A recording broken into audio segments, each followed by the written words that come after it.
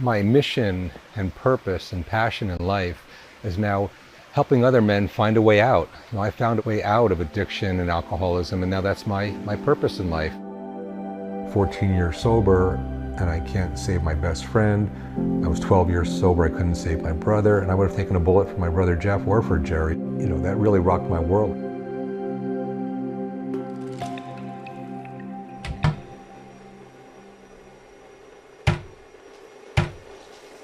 I was born and raised in Clark, New Jersey, and I was in a small town, and I was in school with friends that I was in kindergarten with all the way through 11th grade.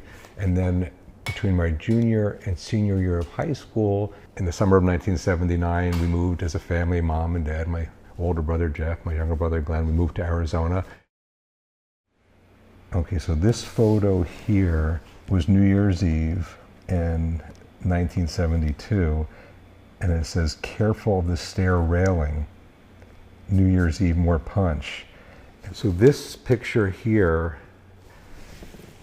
is my first memory of drinking alcohol. My parents were having a New Year's Eve party downstairs, and we were told to stay upstairs in the kitchen for the rest of the party because the parents were all downstairs. I remember that we weren't allowed to have the punch, even though I wanted to have the punch because there was alcohol in there.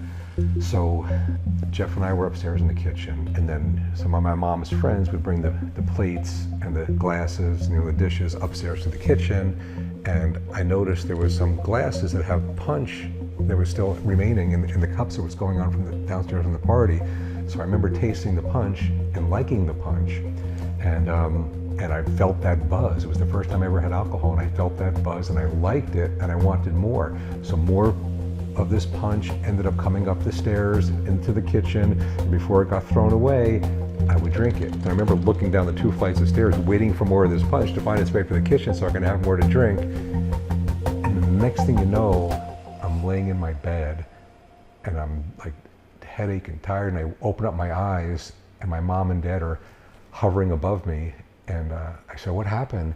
And they're like, "You drank, you got drunk, and you fell down 2 flights of stairs." And that was the night of this picture here, and that was my first memory of alcohol. Steve, he came out that weekend with his wife, and he doesn't drink, his wife doesn't drink, my wife doesn't drink, and so the 4 of us were gonna go out Memorial Day weekend. I've got a drink in my hand. It was a Cavassier and a nice glass, cognac, and I'm holding this, and I said, "Steve, I gotta quit." And he said, "Well, I haven't had a drink in 8 years. I said, "Well, I want to quit. Can you tell me how to do this?" And he goes, "Okay. I want you to imagine that if you ever have another sip of alcohol, it's going to be in that glass in your hand." I said, "Okay." He said, "Okay, now I want you to walk over and smash that glass, meaning you can never have another drink again. Are you ready to do that?" And we were outside at this patio. There was an outdoor fireplace over there. He says, "Go ahead and just smash it into the fireplace." So I got up. This was May 25th, 1998, and I took that glass and I smashed it into the fireplace. That was my last drink. It was May 25th, 1998, and that's when I quit drinking. I was worried about my older brother Jeff because he was drinking a lot, and the doctor had given him prescription pain pills. And I would say to Jeff, I said, "Look, Jeff, you're drinking every day, you're taking pills, you can die any day." In 2010, I was 12 years sober. I tried to coach Jeff on not drinking anymore, and anyway, at that point, when Jeff was drinking every day and taking pills every day, he did die of an accidental opioid overdose. He was taking prescription pain pills that his doctor gave him and drinking, and he died when I was 12 years sober. When I was 14 years sober, I was sponsoring my best friend, Dr. Jerry Joes, and he called me from the police station, and I had a bed for him at 2 different treatment centers. He could have stayed here at my house. My wife was okay with that. And so I picked him up from the police station in Scottsdale, and he refused to go to either of the treatment centers where he had been before. He refused to go to his sister-in-law's house. He refused to come to my house. And so I ended up dropping him off at a hotel, and he ended up committing suicide. And that's when I was 14 years sober. So it's a couple of years after Jerry died that I had this thought, I should open up a treatment center where Jeff and Jerry would be comfortable to go. And that was how SoberMan's Estate started. SoberMan's Estate is actually my 3rd career, or 4th career actually. SoberMan's Estate is a 10-bed facility and we're located in Cave Creek, Arizona.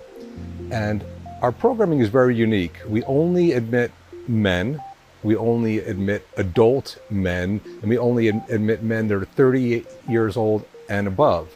And typically our primary diagnosis is alcoholism or substance use disorders. When a client becomes a client of ours, they're a client for life. And not only are they a client for life, their family is a client for life. And I'm so grateful that at this point, we literally have helped hundreds of men. It affects their spouses and their children and their whole family and their friends and their work. So the ripples are going out there, and it's so rewarding to hear these men come back and tell us how their lives are improving. People that were alcoholics and were addicts are now living wonderful lives, and they may still have the addiction, but they can really truly enjoy their lives. And that's our purpose here, is to teach men to have a better life for the rest of their lives and really enjoy life without drugs and alcohol. When people ask me, where are you located? I say we're located 30 miles north of the Phoenix airport in the shadow of the saguaro. And that's where I'm sitting right now, in the shadow of the saguaro. The saguaro behind me is an ancient saguaro. This labyrinth is an exact replica of the labyrinth in Chartres, France. So we use this labyrinth to commemorate when someone completes their residential treatment program. We do a ceremony called the commencement stone ceremony. And on the ground here are hundreds of stones. Each one of these stones represents one of the clients that have completed their treatment. In this garden here, we have several memorial benches. We have a memorial bench for my brother Jeff, who passed away, and that's actually sitting on a piece of turf from the end zone from the New York Football Giants stadium, because he was a big New York Football Giant fan. And across from me is another bench, and that's a memorial bench for my best friend Jerry. Further on this intentional campus, you'll see we have a greenhouse where clients literally get grounded, helping plant the fruits and vegetables that we enjoy from our chefs. We have our own chickens, and therefore we collect our own eggs for breakfast. Beyond that, we have our equestrian facility. We have an equine assisted therapy program. We also have our putting green, beanbag, basketball, golf. We're also surrounded by mountains where we go hiking every week, year round. We go hiking on the Cave Creek recreational area. And so if you know of someone that needs treatment, if you have a loved one that needs treatment or know someone that knows treatment, please remember that there's help available. It doesn't have to be here at SoberMan's estate, because again, we just admit men and adult men, but there is help available. I've been performing magic professionally since I'm 10 years old. And I've been a member of the Society of American Magicians for nearly 50 years. And today I'd like to perform a magic trick just for you. And I'm going to show you a magical effect with 5 playing cards. In a moment, I'm going to hold up the faces of these 5 playing cards. I'd like you to select one of these 5 cards. Think of one of those 5 cards. The card that you're thinking of, I'm going to remove from the pack and place in my pocket. And I would like to ask you, did I get your card?